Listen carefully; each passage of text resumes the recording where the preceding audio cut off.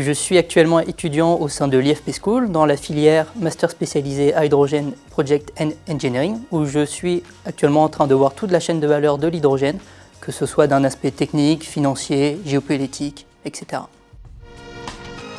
Alors on pense beaucoup que l'hydrogène est forcément bas carbone et rejette que de l'eau. La réalité est tout autre. Tout va dépendre de comment on produit l'hydrogène. Si l'hydrogène est produit via des énergies fossiles, on perd tout l'intérêt de le consommer après. L'un des mots que j'utilise au quotidien, c'est l'électrolyseur. Alors un électrolyseur, c'est une technologie qui permet de créer de l'hydrogène, de produire de l'hydrogène via de l'eau et de l'électricité. Alors après mon bac S, j'ai fait un DUT Génie thermique et énergie à l'université de Rouen.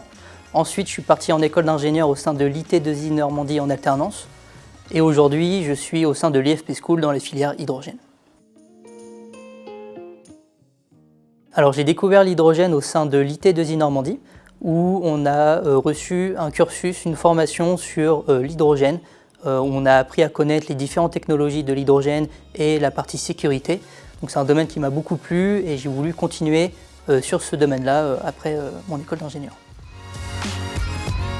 Alors la première qualité pour travailler dans l'hydrogène, ça serait la curiosité.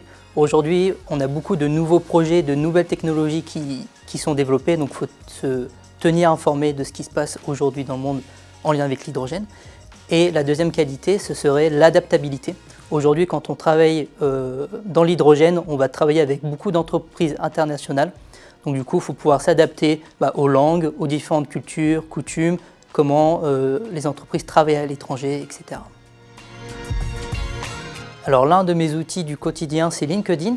C'est un réseau social qui permet de s'informer sur les nouvelles technologies, les nouveaux projets liés à l'hydrogène, où beaucoup d'entreprises du coup vont faire des posts sur les nouveautés qu'ils proposent en lien avec l'hydrogène, et ça permet aussi de créer son propre réseau pour une future carrière. Alors l'un de mes conseils, ça serait de s'informer, lire des revues scientifiques en lien avec l'hydrogène, mais aussi tout bêtement aller sur YouTube, regarder des rediffusions de conférences ou des vidéos expliquant des nouvelles technologies liées à l'hydrogène ou à son utilisation, etc.